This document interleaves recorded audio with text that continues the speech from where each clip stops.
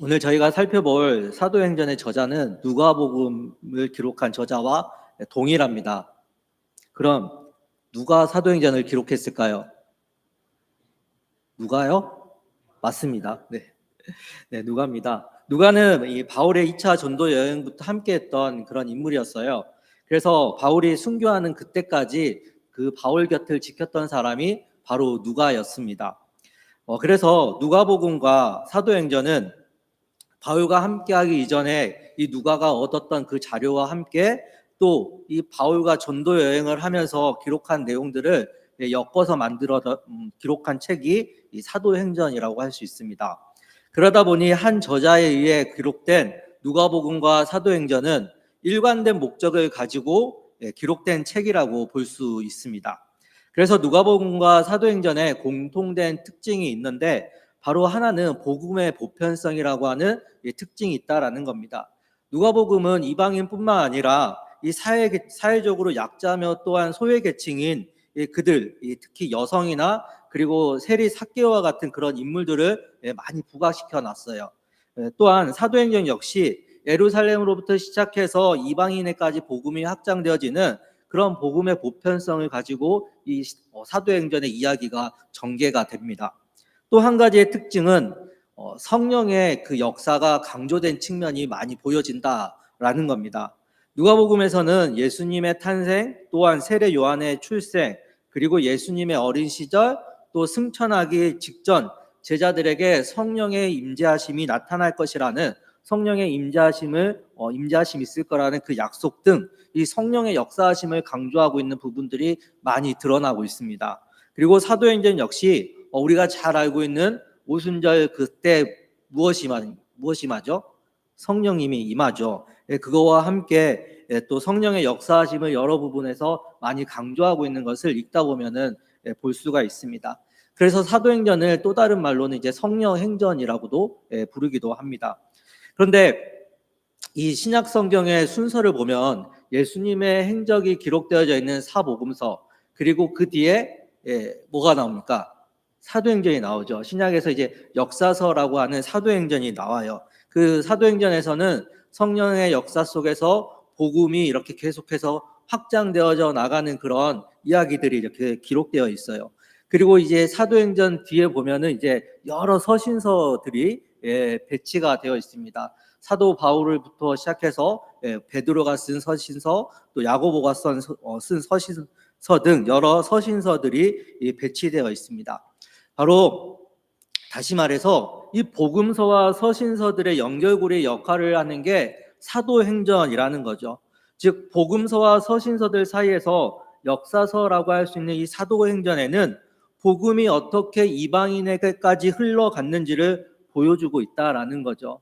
서신서들을 보면은 바로 이 사도행전의 그 시대에 그 맞춰서 막 이렇게 여러 가지 그 상황에 맞춰서 편지를 썼잖아요. 그런 사도행전의 그 역사 속에서 그런 일들이 일어났고, 그 전에 이 복음서 예수님의 부활하시고 난 이후에 이 복음서 이후에 그런 또 서신서들이 가기까지의 그런 일들이 기록되어져 있는 게 사도행전이다 보니까 이 사도행전은 복음서와 서신서들의 연결고리 역할을 하고 있다라는 겁니다.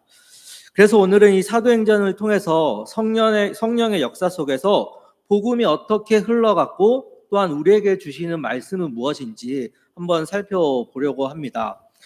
사도행전은 13장을 기점으로 해서 전반부와 후반부로 나누어질 수 있습니다. 그리고 전반부에서는 1장에서부터 12장까지 사도 베드로를 중심으로 해서 이야기가 전개된다면, 후반부는 13장에서부터 28장까지 사도 바울을 중심으로 해서 이야기가 전개되고 있습니다. 그런데 이 두 사도를 통해서 이야기가 전개되는 데 있어서 중요한 말씀이 있다고 하면 바로 사도행전 1장 8절이라고 할 수 있습니다. 사도행전 1장의 8절 말씀 암송하실 수 있으신가요? 많이들 암송하시는데 하신다면 한번 같이 한번 해보면 좋겠습니다. 한번 해보겠습니다. 시작. 오직 성령이 너희에게 임하시면 너희가 권능을 받고 예루살렘과 온 유대와 사마리아와 땅끝까지 이르러 내 증인이 되리라 하시니라. 아멘. 오, 대단하신데요? 순간 긴장했습니다. 제가 틀릴까 봐. 사도행전은 예수님께서 승천하신 이야기부터 이렇게 시작이 됩니다. 예수님은 제자들에게 승천하시기 전 예루살렘과 온 유대와 사마리아와 땅끝까지 이르러 내 증인이 되라고 말씀하셨습니다. 그래서 사도행전의 전반부라고 할 수 있는 1장에서부터 12장은 베드로를 중심으로 해서 예루살렘과 유대와 사마리아에 복음이 증거되는 그런 내용들이 기록되어 있습니다. 그런데 좀 전에 읽어드린 함께 우리가 암송했던 1장 8절의 말씀에서 중요한 부분 중에 하나가 오직 성령이 너희에게 임하면이라는 겁니다. 1장 8절 전에 1장 4절 말씀에서도 예수님께서는 예루살렘을 떠나지 말고 내게서 들은 바 아버지께서 약속하신 것을 기다리라고 말씀하고 있습니다. 또 누가가 기록한 누가복음 24장 49절에서는 이렇게 말씀하고 있습니다. 볼지어다 내가 네 아버지께서 약속하신 것을 너희에게 보내리니 너희는 위로부터 능력으로 입혀질 때까지 이 성에 머물라 하시니라. 그 약속하신 것이 무엇입니까? 바로 성령입니다. 예수님께서는 요한복음 14장에서도 또 다른 보혜사 성령님을 보내주시겠다라고도 약속하셨습니다. 그리고 제자들은 그 약속하신 것을 기다리기 위해서 예루살렘을 떠나지 않고 늘 함께 모여 기도하였습니다. 기도하는 가운데 오순절에 성령님이 임하였습니다. 그렇게 성령님이 임하신 후에 사도행전 2장 14절부터 베드로의 그 사역이 본격적으로 시작되는 부분을 본격적으로 시작이 됩니다. 오순절에 성령이 임하자 이제 베드로는 사람들에게 설교를 하기 시작을 합니다. 그리고 3장을 가면 베드로는 성전 미문에 앉아있는 안진뱅이를 고치는 그런 기적을 보입니다. 또한 복음을 전한 베드로는 유대인의 최고 의결기관이라고 하는 산헤드린 공회 앞에 끌려가기도 합니다.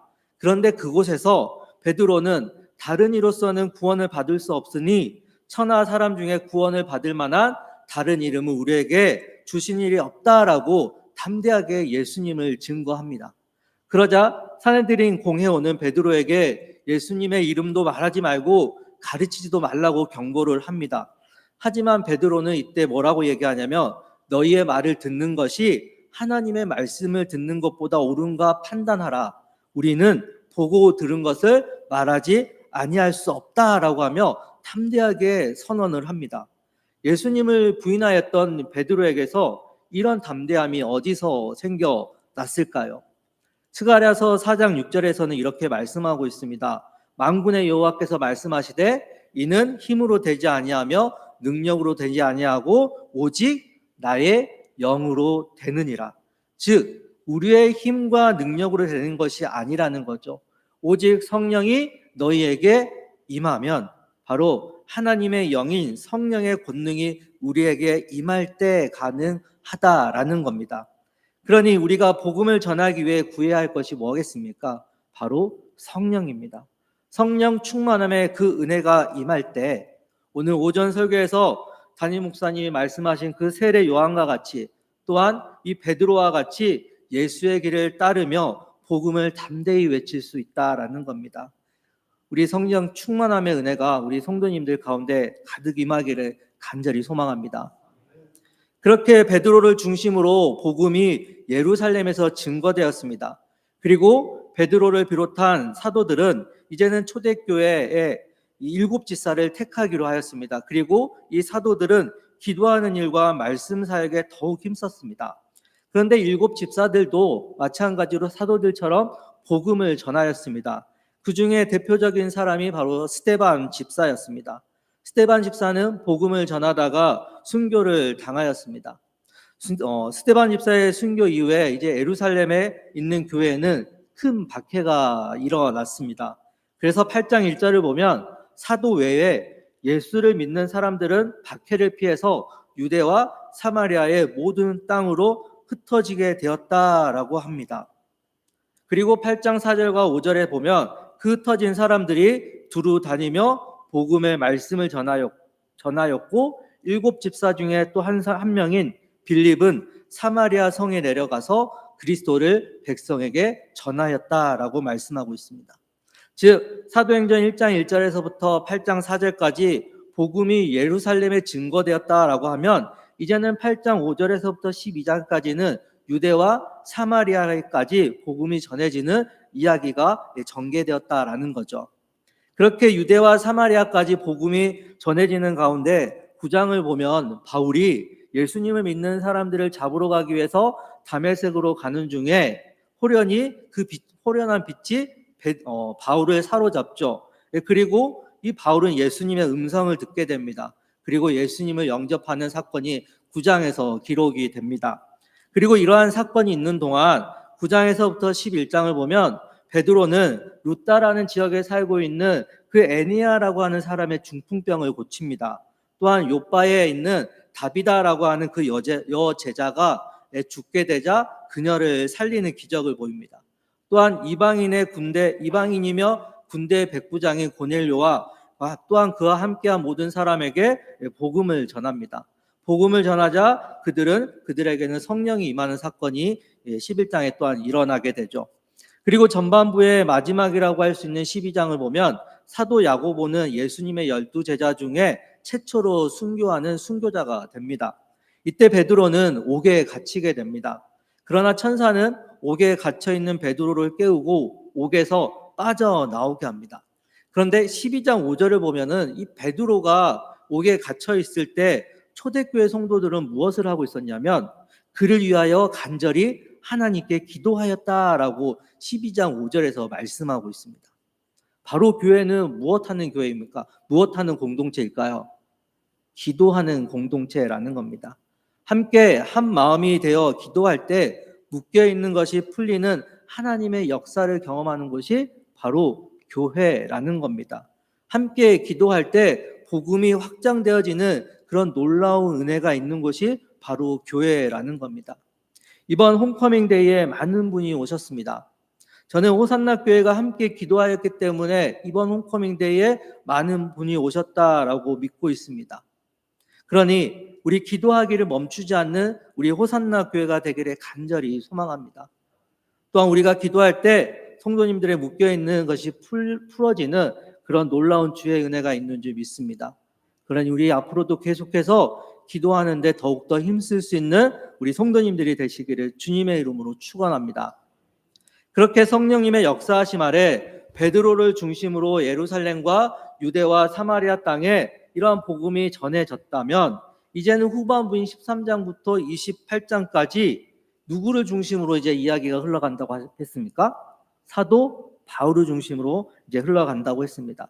9장에서 예수님을 영접하고 회심하게 된 바울을 중심으로 이제는 복음이 사마리아까지 전해졌다고 하면 이제는 땅끝까지 그 복음이 확장되어져 가고 있는 이야기가 기록되어 있습니다. 그 땅끝까지 복음이 전해지기 위해서 바울은 세 차례의 전도 여행을 다녀옵니다. 그리고 또 로마에 가서 그곳에서 머무는 동안 또한 복음을 전하게 되죠. 먼저 1차 전도 여행은 13장에서부터 14장까지 기록되어져 있습니다. 바울은 바나바와 함께 구브로와 안디오 이고디와 루스드라에서 복음을 전합니다. 특히 루스드라에서 복음을 전하면서 안진뱅이를 고치는 그러한 일을 보이게 됩니다. 그러자 사람들은 바울과 바나바를 이제 신으로 모시려고 합니다. 그랬더니 이제 바울이 뭐라고 얘기하면 그러지 마십시오. 우리들은 당신들과 같은 성정을 가진 사람입니다라고 말하면서 그들이 자신들을 신으로 삼는 것을 만류를 합니다. 그리고 계속해서 그들에게 복음을 전합니다. 그렇게 바울은 자신을 높이고자 하지 않고 오직 복음을 위해 힘썼던 그런 사람이었습니다. 그런데 예수를 믿지 않는 유대인들이 사람들을 충동하여 바울은 돌에 맞아 쓰러지기도 합니다. 1차 전도 여행 때. 그러나 다시 일어나서 1차 전도 여행을 마치고 안디옥 교회로 돌아와서 하나님이 함께 행하셨던 그 일들과 또한 이방인들이 믿음의 문을 열었던 일들을 안디옥 교회에 가서 바나바와 함께 1차 선교 보고를 하게 되죠. 그리고는 이제 돌에 맞아 쓰러질 만큼 위험한 상황을 맞이하였던 바울은 여기서 멈추지 않아요. 또다시 2차 전도 여행을 떠납니다. 그 내용이 15장 36절부터 18장 22절까지 나옵니다. 바울의 2차 전도 여행 목적지는 원래는 처음에는 아시아였습니다. 지금의 터키 지역이었습니다. 그러나 이 아시아로 가려고 하였지만 계속해서 하나님이 막죠. 그러면서 밤에 이 환상 중에 마게도냐 사람을 보게 됩니다. 그러면서 자신들에게 도와달라는 그런 환상을 그런 음성을 듣게 됩니다. 그래서 바울은 그곳에서 복음을 전하라고 하는 그런 하나님의 뜻임을 믿고 마게도냐의 첫 성인 빌립보에 가서 복음을 전합니다. 그러다 자신과 함께 동역하였던 실라와 또 옥에 갇히는 일을 또 겪게 되기도 합니다. 그곳에서 매도 수없이 맞게 됩니다. 하지만 바울은 그곳에서도 굴하지 않고 오히려 기도하고 찬송합니다. 그러자 옥문이 열리고 발에 묶여있는 착고가 풀리게 되는 그런 놀라운 일을 경험합니다. 그러자 그 제수들을 지키던 간수장은 제수들이 다 도망간 줄 알고 스스로 이제 목숨을 끊으려고 하죠. 이때 바울은 간수장에게 나타나서 얘기를 합니다. 우린 도망가지 않고 여기 있으니 목숨을 끊지 마십시오. 그러면서 아주 또 유명한 말씀을 해요. 제가 교회 다니면서 처음으로 암송했던 구절입니다. 주 예수를 믿으라. 그리하면 너와 내 집이 구원을 받으리라. 그걸 말하며 복음을 전파합니다. 간수장과 그 가족들이 예수님을 영접하게 되는 일이 일어납니다. 그리고는 바울은 풀려나 데살로니가와 베레아, 아덴, 고린도를 거쳐 다시 안디옥으로 돌아와 2차 전도 여행을 마치게 됩니다. 그리고는 18장 23절부터 21장 16절까지는 바울의 3차 전도 여행의 이야기가 기록되어 있습니다. 바울은 갈라디아, 부르기아, 에베소, 마게도냐, 드로아, 밀레도, 두로, 가이사라의 그 여정으로 3차 전도 여행을 마치게 됩니다. 그런데 바울은 가이사라를 거쳐 예루살렘으로 가게 되는데 바울은 예루살렘에 가면 자신에게 기다리고 있는 것은 결박과 환란이 기다리고 있다라는 것을 알고 있었습니다. 사도행전 21장 22절에서부터 24절입니다. 보라, 이제 나는 성령에 매여 예루살렘으로 가는데 거기서 무슨 일을 당할는지 알지 못하노라. 오직 성령이 각 성에서 내게 증언하여 결박과 환란이 나를 기다린다 하시나 내가 달려갈 길과 주 예수께 받은 사명 곧 하나님의 은혜의 복음을 증언하는 일을 마치려 하면은 나의 생명조차 조금도 귀한 것으로 여기지 아니하노라. 아멘. 바울은 복음을 증언하는 일에는 자신의 생명조차 귀한 것으로 여기지 않았습니다. 그는 돌에 맞아도 매를 맞아도 옥에 갇혀도 결박과 환란이 기다린다고 하여도 그 자리가 복음을 증언하는 그런 자리라면 그는 멈추지 않는다라는 겁니다. 고난 중에도 하나님의 영광을 위해 예수의 길을 걸어가는 그러한 삶을 살아간다라는 겁니다. 그래서 바울은 자신의 그 동역자들이 예루살렘에 가서는 안 된다라고 만류했음에도 불구하고 바울은 내가 달려갈 길과 주 예수께 받은 사명 곧 하나님의 은혜의 복음을 증언하는 일을 마치기 전까지는 자기는 그 길을 멈추지 않겠다. 나의 생명조차 조금도 귀한 것으로 여기지 않겠다라고 하며 그 길을 묵묵히 걸어갔다라는 겁니다. 그렇게 예루살렘에 가게 되자 바울은 복음을 전하였다는 이유로 유대인들에 의해 결박을 당합니다. 그리고 신문을 받습니다. 신문을 받은 후에 바울은 로마 황제에게 재판을 받기 위해 로마로 향하게 됩니다. 로마로 가는 도중엔 배가 또 파선이 됩니다. 또 멜리데 섬에 머무르게 되었고 그곳에서도 바울은 복음을 전합니다. 그리고 우여곡절 끝에 로마에 도착을 하게 됩니다. 로마에 도착한 바울은 재판을 기다리는 동안 갇혀 지내게 됩니다. 그러나 우리가 생각하는 이 감옥이 아닌 군인의 감시를 받으며 가택연금을 2년 동안 하게 됩니다. 조금은 좀 자유로운 그런 상황이라고 할 수 있었겠죠. 그 2년 동안 바울은 무엇을 했을까요? 우리 오늘 본문의 말씀인 28장 30절에서 31절의 말씀을 다시 한번 읽도록 하겠습니다. 28장 30절에서 31절입니다. 시작. 바울이 온 이태를 자기 셋집에 머물면서 자기에게 오는 사람을 다 영접하고 하나님의 나라를 전파하며 주 예수 그리스도에 관한 모든 것을 담대하게 거침없이 가르치더라. 바울은 군인의 감시를 받고 지내면서 온 이태, 즉 2년 동안 자기 셋집에 머물렀습니다. 자기 셋집에서 군인의 감시를 받으면서 지냈다라는 거죠. 그러면서 자기에게 찾아온 모든 사람들에게 무엇을 했다고 합니까? 하나님 나라를 전파하였다라고 합니다. 이 기간에 또 바울이 했던 일은 뭐냐면 우리가 옥중서신이라고 알고 있는 에베소서, 빌립보서, 골로새서, 빌레몬서를 이 기간에 썼습니다. 그는 바로 주 예수 그리스도에 관한 모든 것을 담대하게 거침없이 가르쳤습니다. 그렇게 로마에 있는 동안에서도 늘 그는 복음을 전하는 일을 멈추지 않았다라는 겁니다. 그리고는 이제 사도행전 28장 사도행전이 끝이 납니다. 이렇게 사도행전은 예루살렘에서부터 시작하여 로마 제국까지 이 급속도로 복음이 팽창되어지고 있는 그런 이야기들을 기록하고 있는 책이라는 것이죠. 그런데 사도행전의 특이한 점 중에 하나가 뭐냐면 바로 오늘 본문의 말씀이라는 겁니다. 오늘 본문의 말씀이었던 사도행전의 이 마지막 말씀을 보면은 결론이 맺어지지 않고 끝마쳤다라는 겁니다. 바울은 로마 황제에게 재판을 받기 위해서 로마에 가 있습니다. 그리고 2년 동안 자기 셋집에서 군인의 감시를 받으면서 지내요.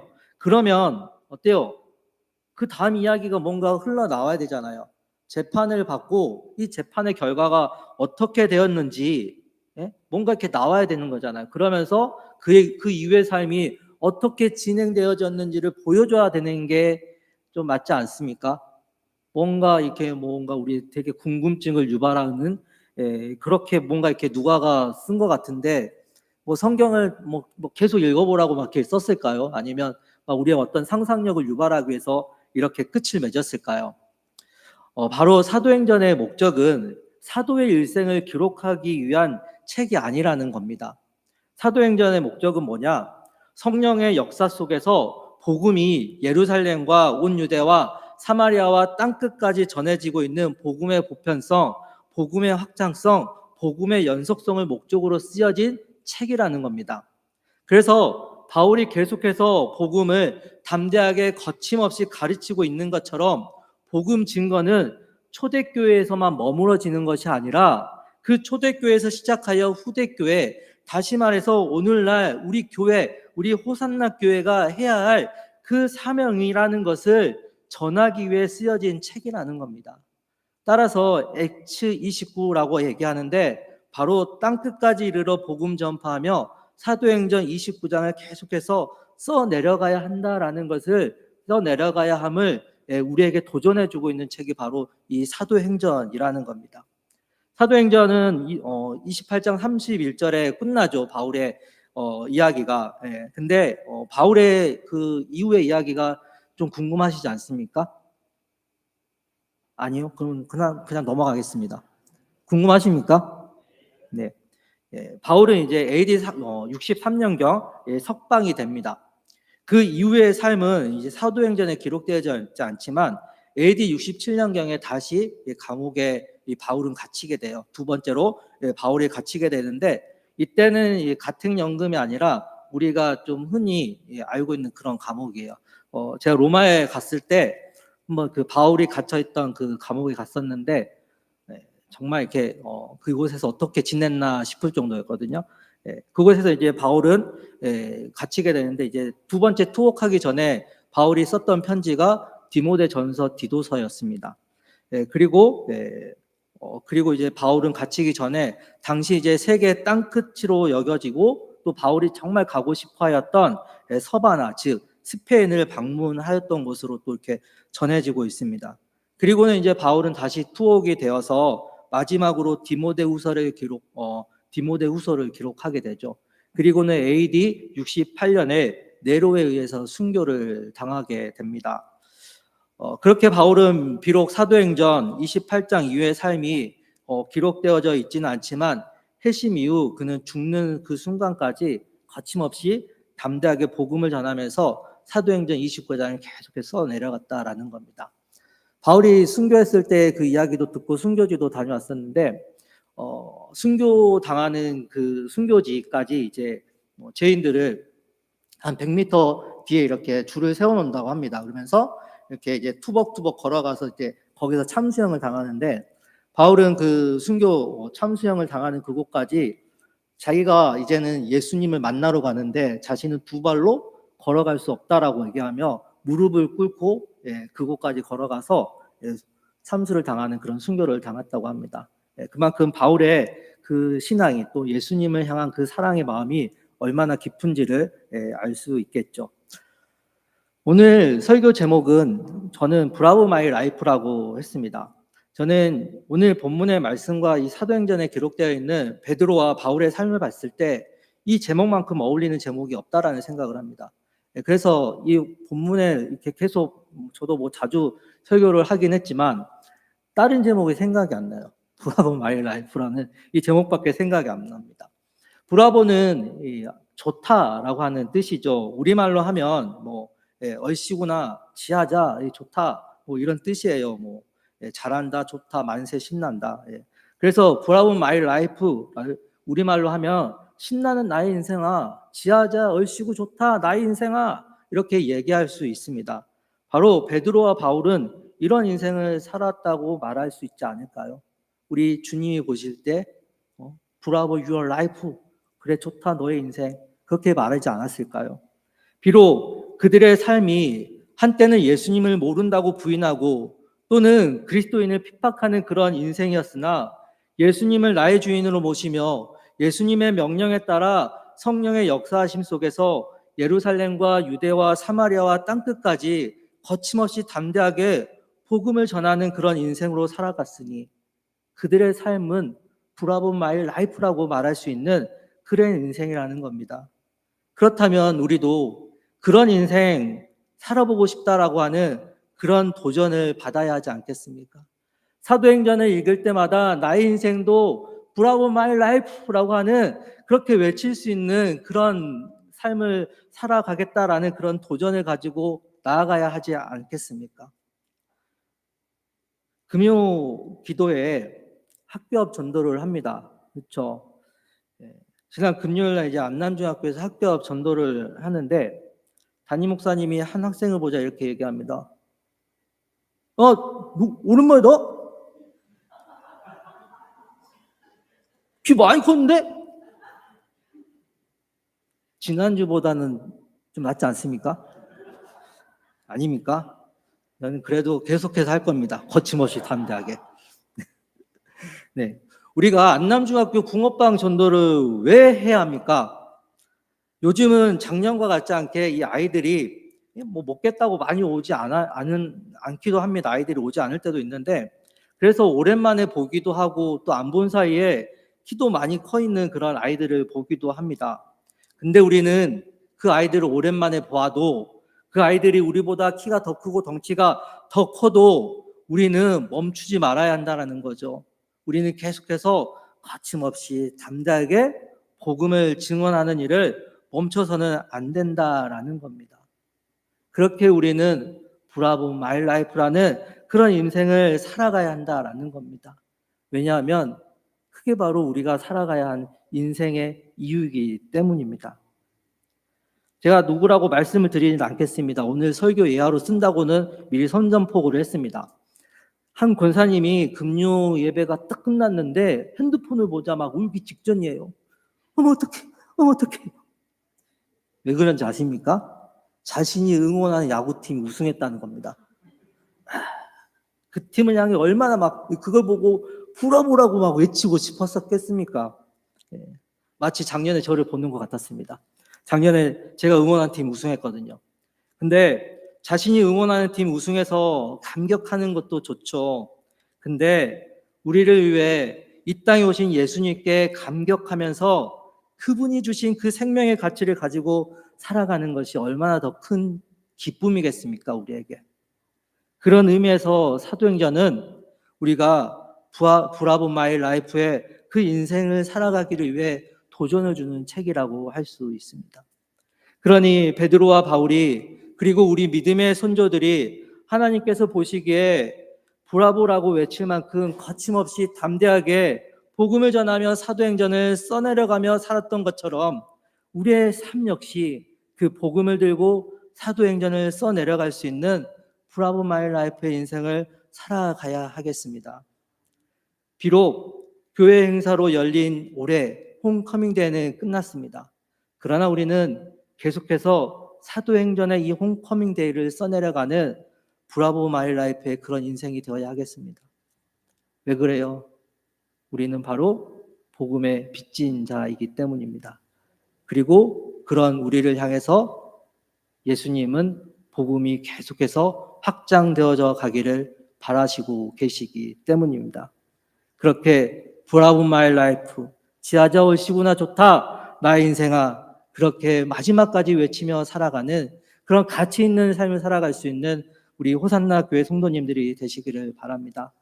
그래서 우리의 삶을 통해서 하나님의 나라가 더욱더 확장되어져 나갈 수 있는 그런 놀라운 은혜가 있기를 주님의 이름으로 간절히 소망합니다. 기도하시겠습니다. 사랑과 은혜가 풍성하신 하나님 아버지, 한 영혼을 귀하게 여기시는 주님께서 우리에게 예루살렘과 온 유대와 사마리아와 땅끝까지 이르러 증인이 되라 말씀하셔서 사도로서의 부름을 받은 베드로와 바울과 그 외 사도들과 또한 믿음의 선조들은 복음을 거침없이 담대하게 전하며 살아갔습니다. 그렇게 브라보 마이 라이프라고 외칠 수 있었던 이들이 있었기에 이 땅에 복음이 흘러 들어가고 우리가 하나님의 자녀가 될 수 있음을 믿습니다. 그 믿음을 허락하신 우리 주님께서 또한 바라시는 것은 우리 역시 복음을 거침없이 담대하게 전하며 브라보 마이 라이프라 외칠 수 있는 그 삶을 살아가는 삶을 살아가기를 바라시는 줄 믿습니다. 그러니 우리 안에 성령 충만함의 은혜를 더하여 주시옵소서. 그래서 우리 역시 어떤 상황에서든 브라보 마이 라이프라고 외칠 수 있도록 거침없이 담대하게 복음을 전하는 가치 있는 인생이 되게 하여 주시옵소서. 그래서 우리 성도님들이 사도행전 29장 바로 홈커밍 데이를 계속해서 써내려가게 하여 주셔서 한 영혼이 돌아올 수 있는 구원의 역사가 우리 호산나 학교회 가운데 일어나게 하여 주시옵소서. 그렇게 주님의 역사가 우리의 삶에 또한 우리 호산나 학교에 일어나는 줄 믿고 부활하시며 우리와 함께 하시는 예수 그리스도의 이름으로 기도드립니다. 아멘.